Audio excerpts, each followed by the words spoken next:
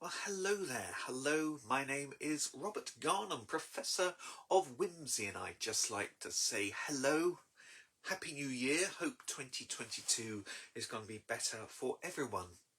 Let's face it, it probably couldn't get any worse than it's been the last couple of years. So what I'm going to do, welcome by the way, this is Brixham, and this is affectionately known by myself as the Sunrise Rehearsal Room. This is the weird room at the back of my mum's garage that is absolutely um, blocked off from any other building. It's completely on its own, so I come out here and I can rehearse. There's loads of room and I can make as much noise as I like, which is why I'm going to be doing some poems for you. Yes, hello, Happy New Year.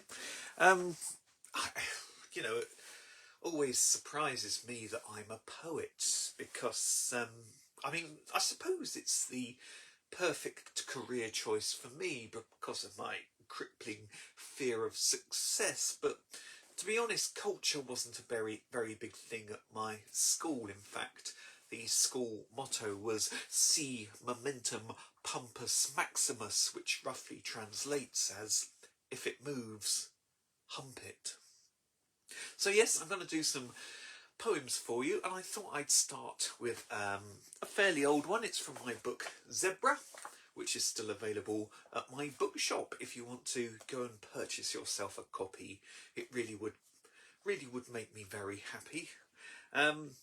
So when I was writing this poem, I was thinking about a friend of mine. He, as most of my friends are, is straight, and he takes me to pubs and things. He suggested one day we go to a certain pub over in Paynton, which is about 5 miles in that direction.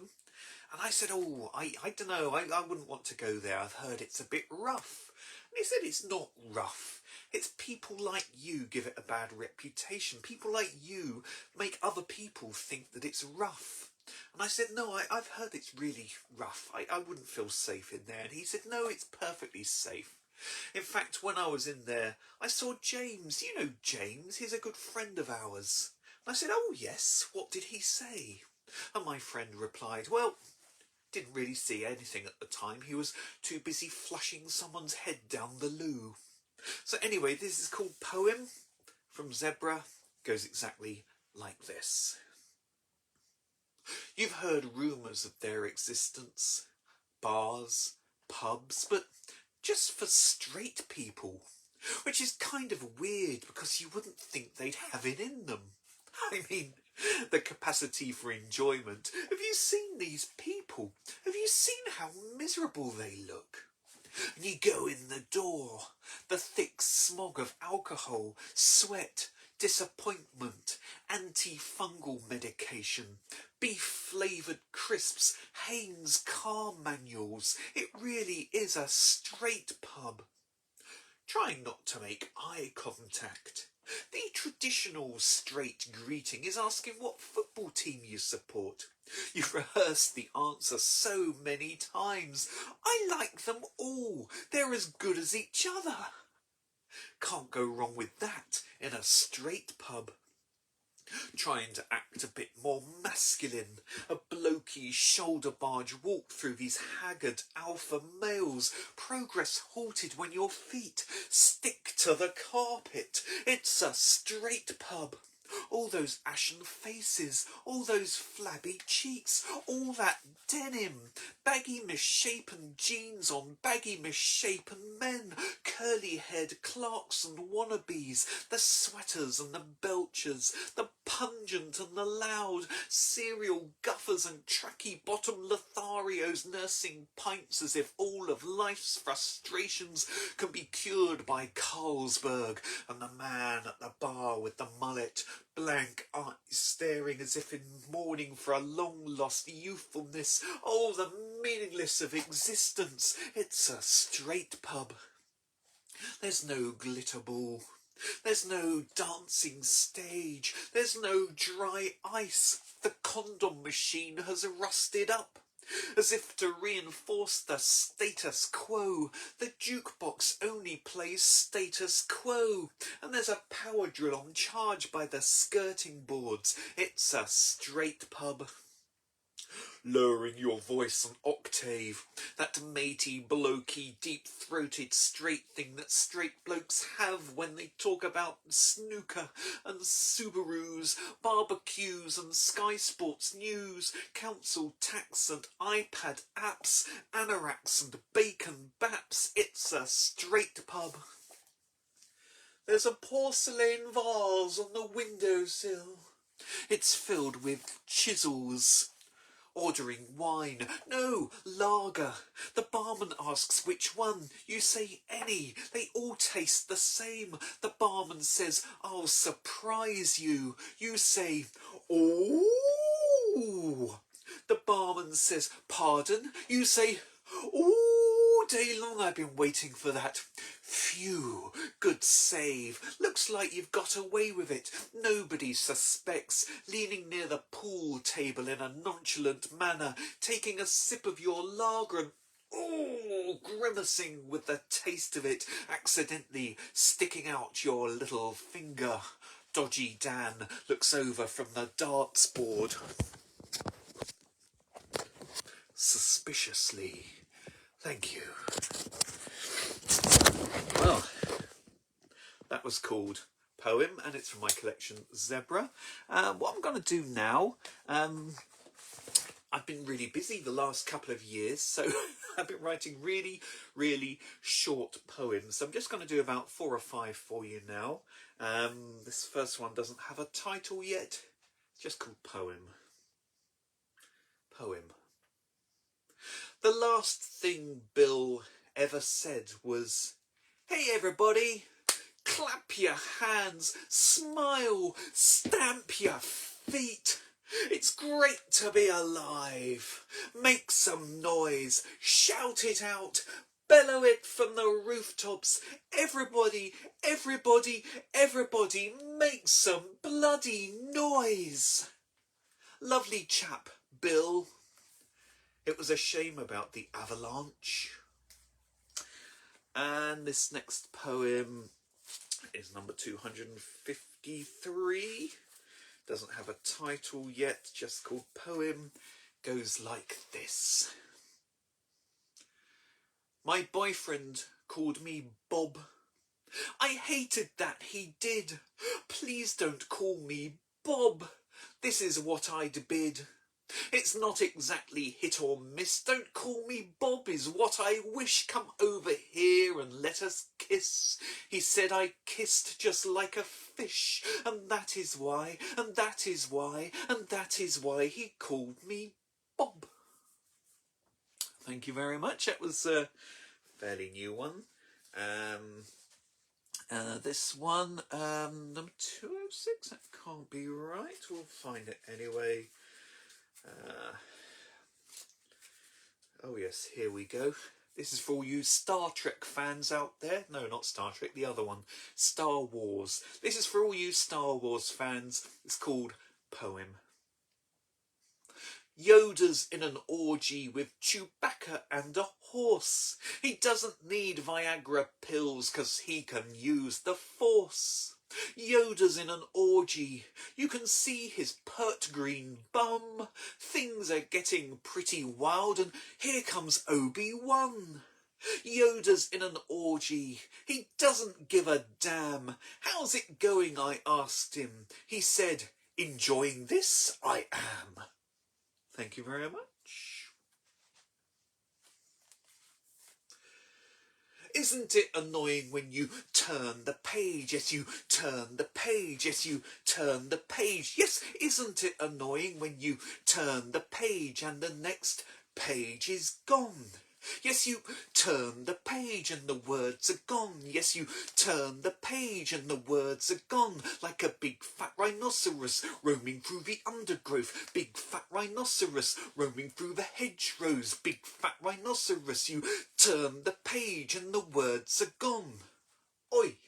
Isn't it annoying when you turn the page? Yes, you turn the page. Yes, you turn the page. Yes, isn't it annoying when you turn the page and the next page is gone? Isn't it annoying when you... Okay, so that's that poem. And I must say, it was also the poem that led to my worst ever heckle, as I was performing it, and I got to the very first line. I went, "Isn't it annoying?" And someone shouted, "Yes!" I tell you, there's no way back from that. So they say that the best poets are those which can use their words to tempt somebody into bed. And I must admit, I had tried this, and yes, it did work. I performed my best poem and they fell asleep within minutes. So this next poem, excuse me, this next poem, I decided I was going to give up on trying to tempt people in bed with words. This poem doesn't even have any words. So I'm going to do it for you right now. I've only ever done it once before. It's a bit experimental, it's a bit avant-garde, so strap yourselves in. Boom! Boom! Boom! Boom! Boom! Oh! Oh! Boom! Boom! Boom! A tombe, tombe, tombe. A tombe, tombe, tombe. A tombe, tombe, tombe. A tombe, tombe, tombe. Woo! A tombe. Woo! A tombe. Woo! Boom! Boom! Boom! Mama, mama, mama, mama, mama, poo! Mama, mama, mama, mama, mama, poo! Mama, mama, mama, mama, mama, mama, beep! Beep! They say that the Great Wall of China is the only man-made object that you can see from space. Yet, if you go on Google satellite maps, you can clearly see my neighbour's washing line. Boom! Boom! Plop! Plop! I got Bill and Ben, the flower pot men, to perform at my sister's wedding, but my God, I had to pull some strings. Boom! Boom! Boom! Ha! Ha! Ha! Ha! Barnsley. Boom! Boom!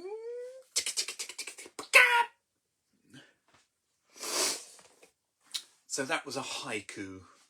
Okay, so what am I going to do next? Oh, I'm going to do this one. So, of course, 2021 was the year that my book, Yay, came out. It's something I've been working on for about 4 or 5 years. I was so pleased when it actually did. It's filled with kind of like happy, silly, funny poems, and this is one of them. It's called A Yak in the Back of Your Car. You gave me a lift home, but you had a yak in the back of the car. I wanted to tell you how much I loved you, but you had a yak in the back of the car. I said, pull over to the hard shoulder. I've got yak slobber on my shoulder. It's hard to whisper sweet nothings with yak slobber on my shoulder. And you had a yak in the back of the car. I'd planned all day to reveal my love and make plans for our life together. But when you pulled into the station forecourt, you had a yak in the back of the car. My hopes and dreams lay tattered as the rancid fur on the flanks of your yak, the yak in the back of your car. We went to the McDonald's drive-through. We both had chicken McNuggets and the yak had a Big Mac. In the long silence that followed as you drove, I slurped Pepsi Max and the yak kept farting. The evening was not as romantic as I'd hoped. I'd built up the night as being the one. But the only intimacy I got was the yak resting its big head on the top, big chin on the top of my head. Its stubbly beard and pungent aroma somehow reminded me of my Aunt Mavis. At the traffic lights, some youths pulled up next to us and yelled, "Hey, that thing belongs in a zoo!" And the yak shouted back, "Well, he's the only one who can drive." We got out the car to pay at a service station. I tried to make small talk with the yak. I couldn't get anything out of it. For an animal called a yak, it didn't have very much to say. And just as I was telling it how much I loved you, it threw up in my lap.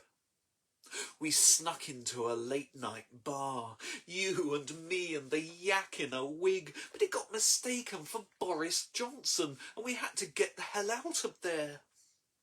As we drove, we sang along to late-night jazz, you and me and the yak in the back, soulfully, its beautiful crooning fogging up the windows with yak breath.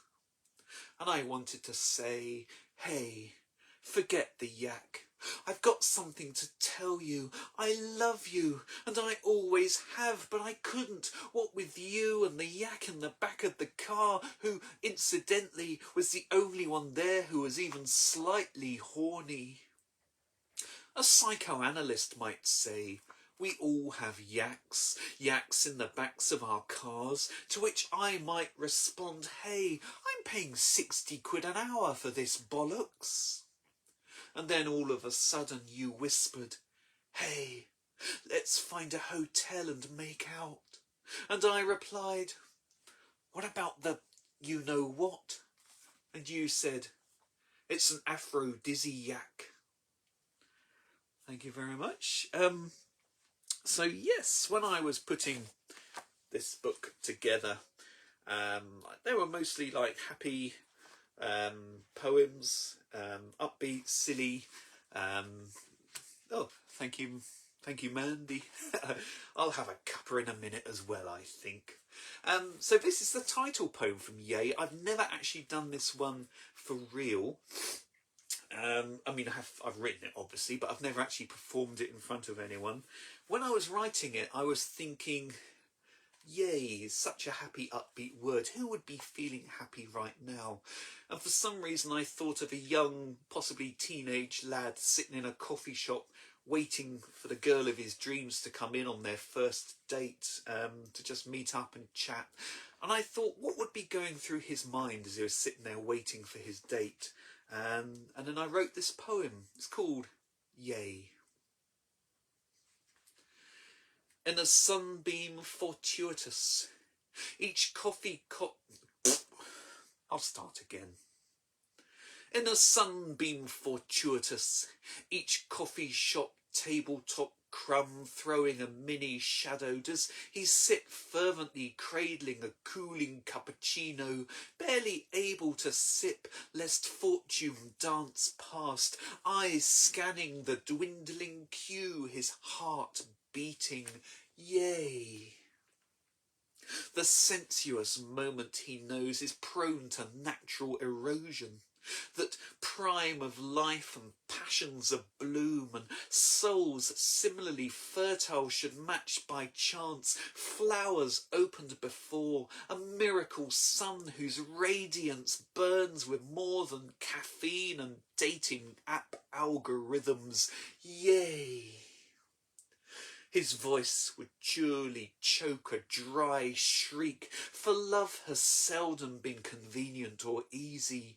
Too socially naive to pluck up nightclub courage or contort his live frame to those convoluted motions required by laser beam rhythms, his only quick and nifty steps being those two behind.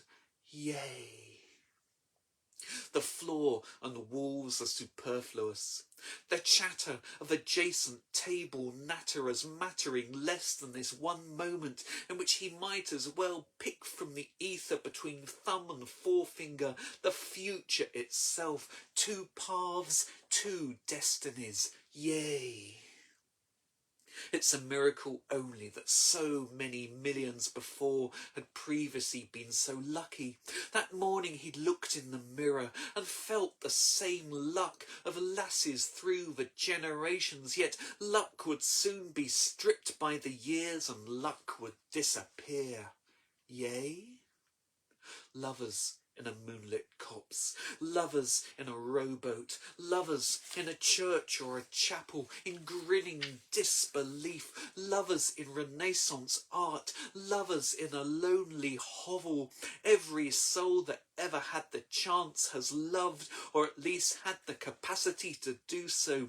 It's more than biology, yea. Kneeling Lord Byron kissing the hand of a suitor, star-crossed sprites and Venus aflame, knights of the realm in chivalric honour, cherubs with bows, blushing hearts, Venus in heat and roses aglow, and him, yea. He looks up from his lucky table, sees a familiar face at the back of the queue. Their eyes meet once, a smile of internet anticipation, and then a nervous grin, words forced out past pumping chest. Hi, how are you? Yay. So there we go. That was that was about love, meeting up and dates. But of course, not everyone gets the chance to ask out the person they really want. And that's what this next poem is all about, if I can find it. This was from my show Spout that I did a couple of years ago, and I even did it again this summer at Paynton Palace Theatre. I've got the words here because even though I memorised it, I've now forgotten it. So I'm going to do it for you. It's got some music. And it's about seeing, again, it's set in a coffee shop, seeing the man behind the counter, the barista, and thinking, oh, I'd love to ask him out, but I'm just not brave enough. Here we go. Oh, it's such a shame.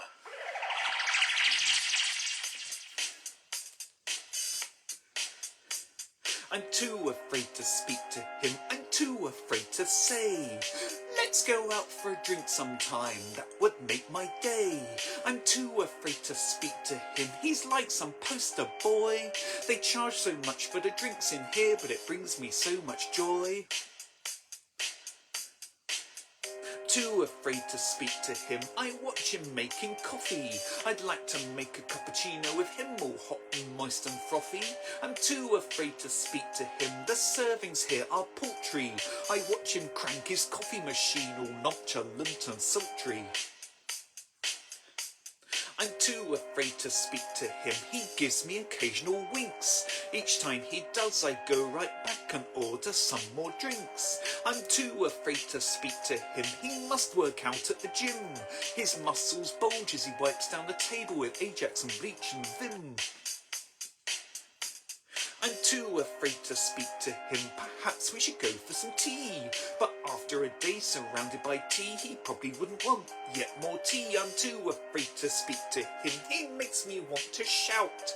Each time he picks up his J-cloth, cleans the end of his spout. I'm too afraid to speak to him, we talk about our feelings. Coming home from work each night, smelling of Darjeeling. I'm too afraid to speak to him, I really should get a grip. To him I'm just a customer who never leaves a tip. Never leaves a tip. Never leaves a tip. Never leaves a tip. Never leaves a tip. Never leaves a tip. Never leaves a tip. Can't you see Never him? leaves a tip. The man Never leaves a tip. behind the counter. Never leaves a tip. Well, thank you very much. That was I'm Too Afraid to Speak to Him from my show Spout. which was the hour show I did all about having a cup of tea. So I'm going to do some more short poems, and I think we will start with this one. Hasn't got a title yet, just called Poem. I love Kylie.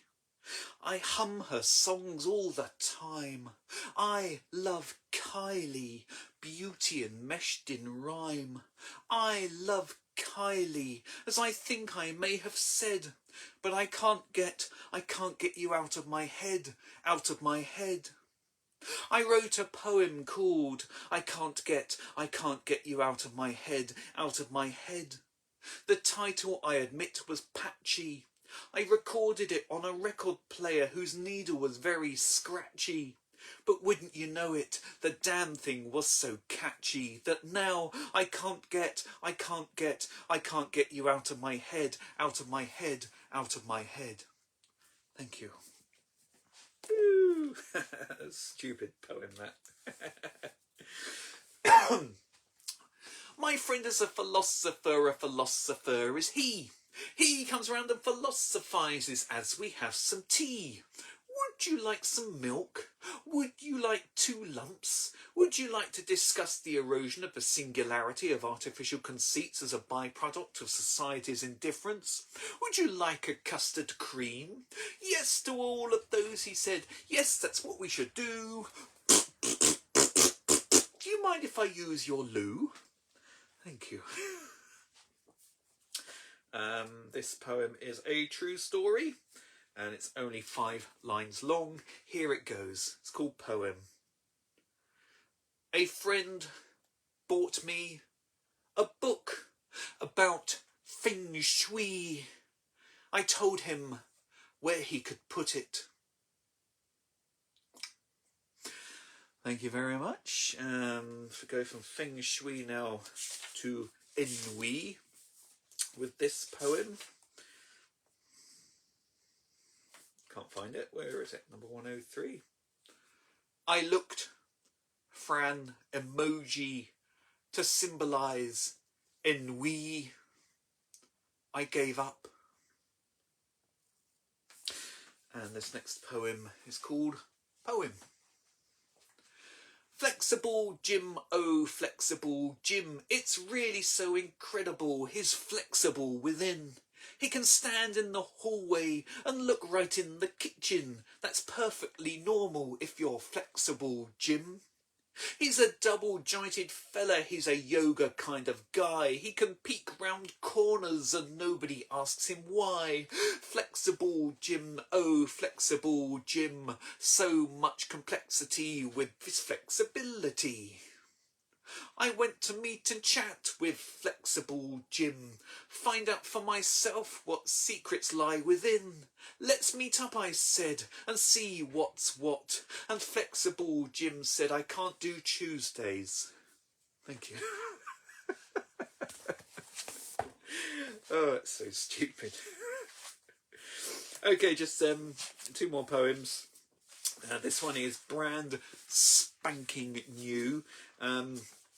What I did, I sat down the other day, I did the one thing I always tell people in workshops never to do, and that's write a poem with a preconceived idea of what it was going to be like. I always say never do that, but I did it. I'm sorry and I apologise. I wanted to write a poem that sounded like the kind of poem I would have written 10 or 15 years ago, when I was writing most of the poems that ended up in this book called Nice. So I've written a poem that sounds like it could very well have been in that book. Here we go. It's called Poem. Didn't we have a good time on our date? Did the stars not twinkle in all their celestial majesty?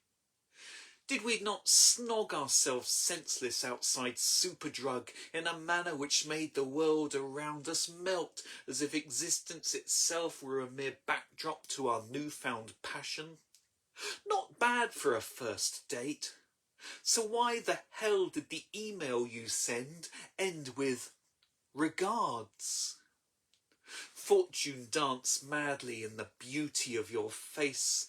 Hand in hand we skipped past Poundland like cut-price Von Trapps through the Edelweiss of the neon-lit shopping precinct, and yet all the time lurked within you a soul who would later spill out his love with an email that ended with regards. Well then, Sonny Jim, regard this.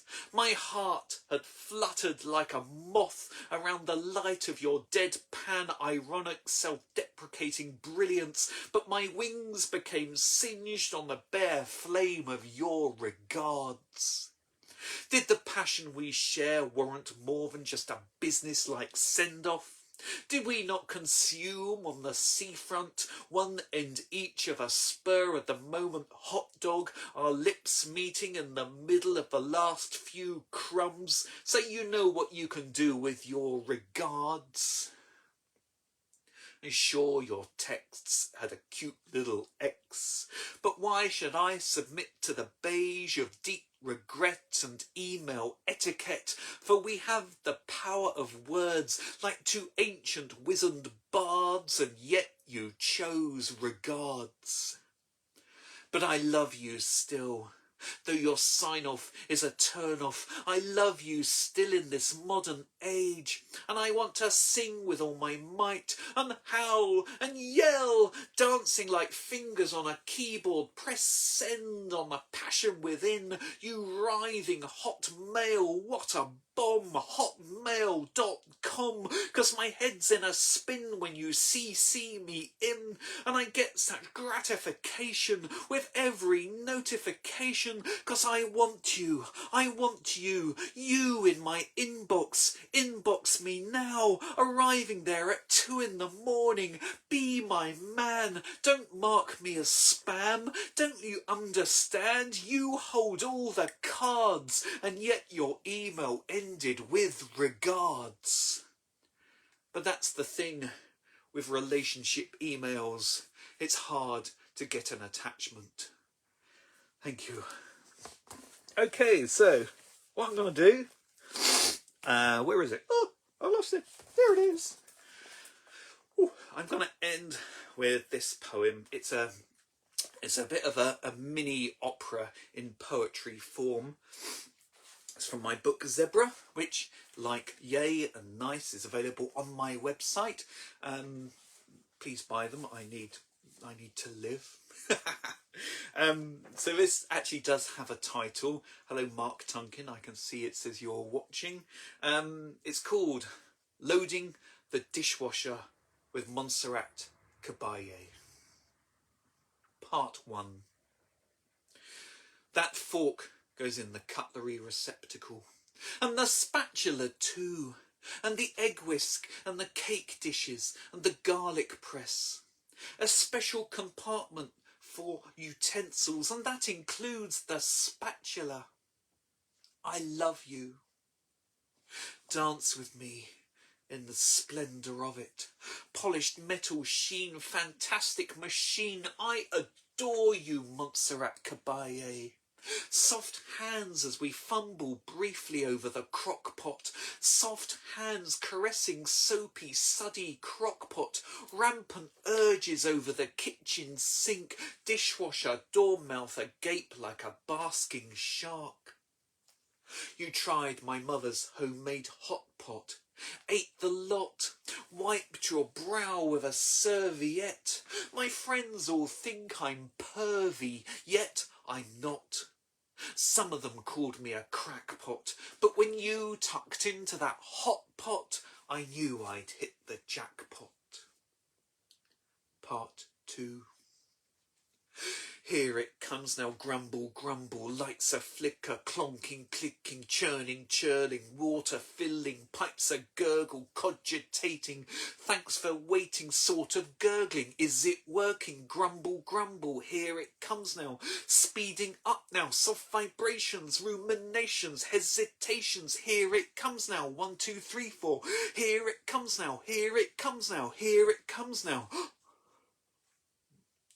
Kashonga clonk, kashonga clonk, kashonga clonk, kashonga clonk. Part 3. What is it that you want? Did you put the teapot in? Yes, I put the teapot in. Did you put the saucepan in? Yes, I put the saucepan in. What about the saucepan lid? We didn't use the saucepan lid. Yes, we did. No, we didn't. Yes, we did. No, we didn't. Yes, we did.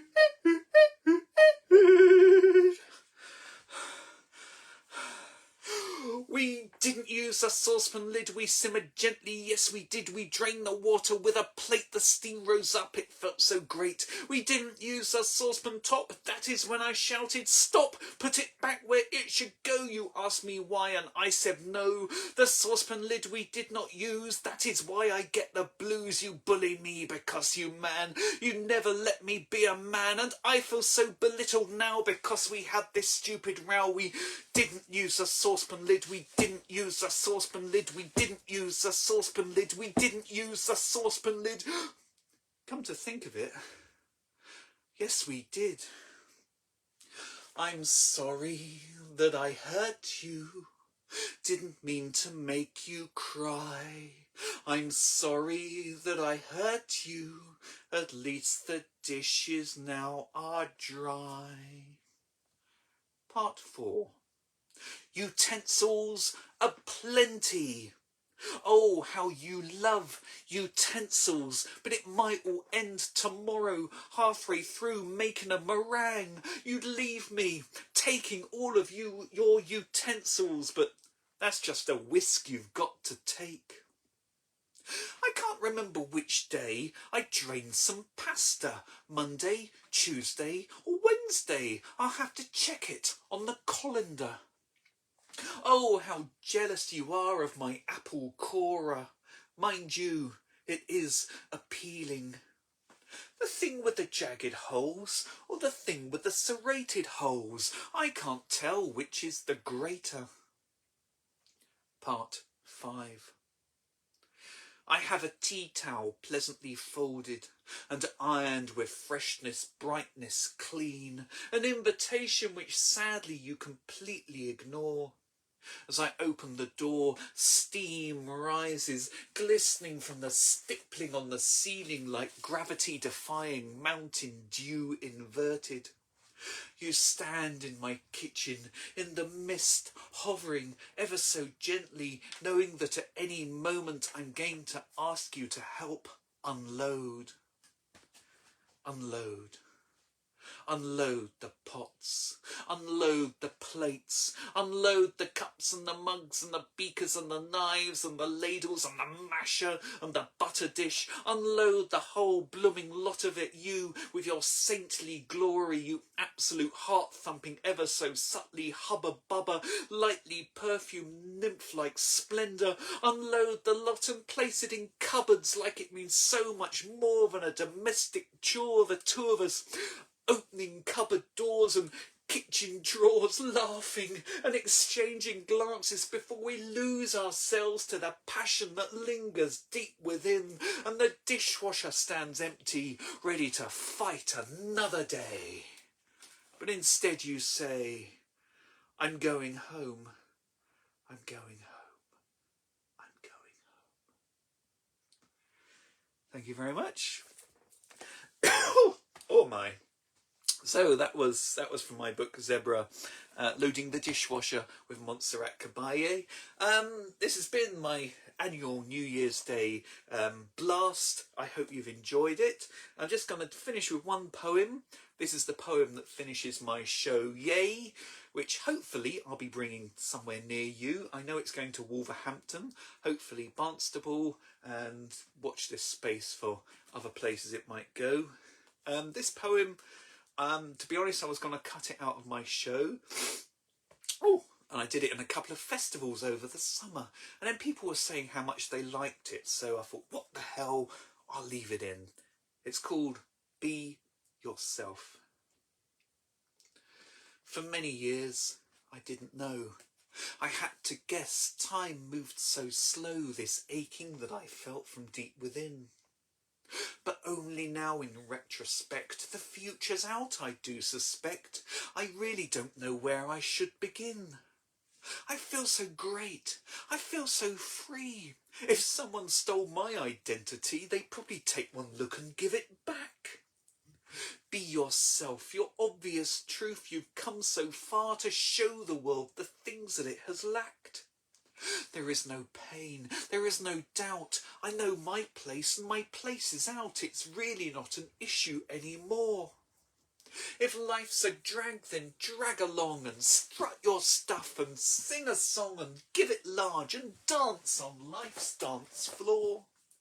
Embrace yourself, do so with glee. Approach each day so merrily and don't let anything negative get in your way. Be yourself, not someone other. Don't hide away there undercover. But if you do, just smile and then say, yay! Well, thank you very much. Hope everybody has a wonderful new year. So here we are once again in the sunrise rehearsal room.